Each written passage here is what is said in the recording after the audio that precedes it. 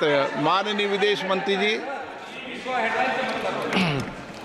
Speaker sir, I rise to apprise this august House of certain recent developments pertaining to Bangladesh. As honorable members are aware, India-Bangladesh relations have been exceptionally close for many decades over many governments. Concern about recent violence and instability there is shared across the political spectrum. Speaker sir, since the election in January 2024, there has been considerable tension, deep divides, and growing polarization in Bangladesh politics.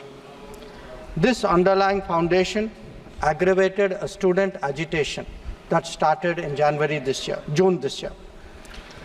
There was growing violence, including attacks on public buildings and infrastructure, as well as traffic and rail obstruction.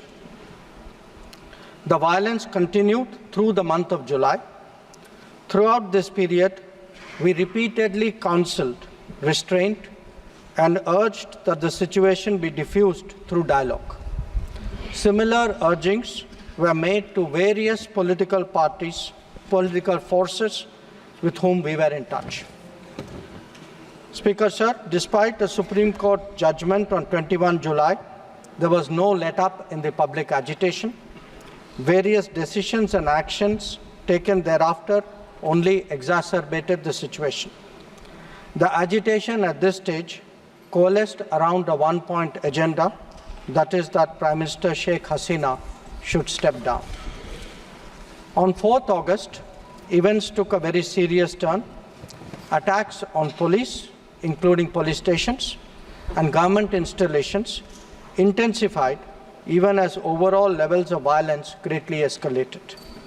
Properties of individuals associated with the regime were torched across the country. What was particularly worrying was that minorities, their businesses and temples also came under attack at multiple locations. The full extent of this is still not clear. Speaker sir, on 5th August, demonstrators converged in Dhaka despite the curfew. Our understanding is that after a meeting with leaders of the security establishment, Prime Minister Sheikh Hasina apparently decided to resign. At very short notice, she requested approval to come for the moment to India. We simultaneously received a request for flight clearance from the Bangladesh authorities. She arrived yesterday evening in Delhi. Speaker sir, the situation in Bangladesh is still evolving. The Army Chief, General Waqar-uz-Zaman, addressed the nation on 5th August. He spoke about assuming responsibility and constituting an interim government. We are in close and continuous touch with the Indian community in Bangladesh through our diplomatic missions. There are an estimated 19,000 Indian nationals who usually live there, of which about 9,000 are students. The bulk of the students, however, have already returned to India in the month of July on the advice of the High Commission.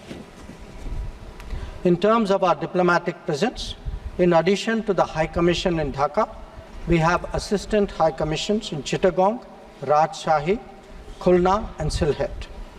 It is our expectation that the host government will provide the required security protection for these establishments. We look forward to their normal functioning once the situation stabilizes. Speaker sir, we are also monitoring the situation with regard to the status of minorities. There are reports of initiatives by various groups and organizations to ensure their protection and well-being. We welcome that. We welcome that and will naturally remain deeply concerned till law and order is visibly restored. Our border guarding forces have also been instructed to be exceptionally alert in view of this complex situation. Speaker sir, in the last 24 hours, we have been in regular touch with the authorities in Dhaka. This is the situation as of now.